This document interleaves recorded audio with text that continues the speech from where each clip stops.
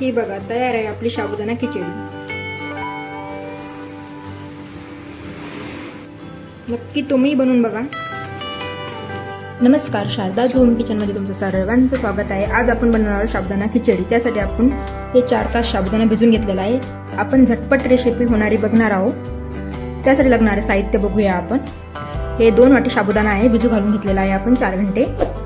त्यासाठी एक आलू मोठा चिरून घेतलेला आहे आणि 3 मिरच्या चिरून घेतलेल्या आहे बारीक, थोडासा कोथिंबीर, शेंगदाणे, मीठ, ओवा आणि जिरे।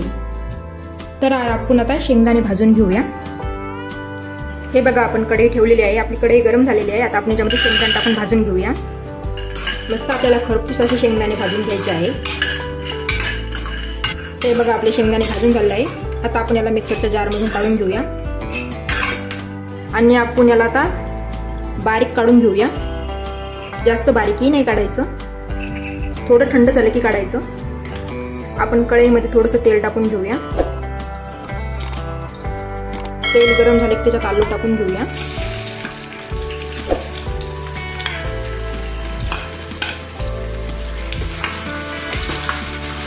आलूला मस्त आपल्याला फ्राय करून घ्यायचं आहे।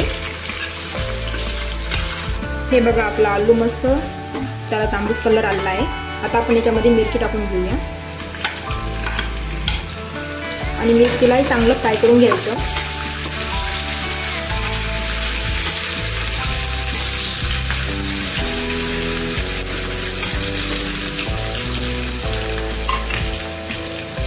आता आपण याच्यामध्ये जिरे टाकून घेऊया। आता याच्यामध्ये आपण साबुदाणा टाकून घेणार आहोत, थोडासा ओवा, चवीनुसार मीठ टाकून घेऊया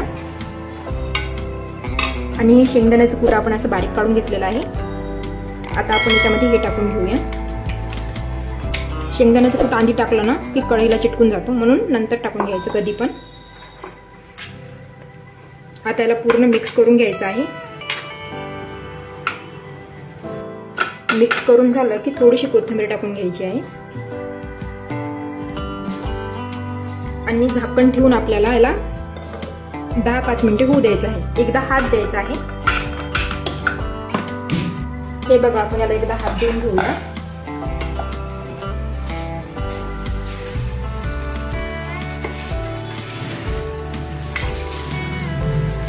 आणि आता 1 मिनिट झाकण ठेवून गॅस बंद करून घेऊया।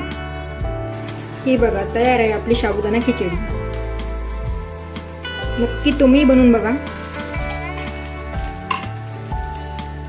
ही बघा तयार आहे आपली झटपट होणारी साबुदाण्याची खिचडी। बघा किती सुटसुटीत झालेली आहे, कुठेही चिकटली वगैरे नाहीये। तुम्ही याला दह्यासंग किंवा ताकासंग एन्जॉय करू शकता।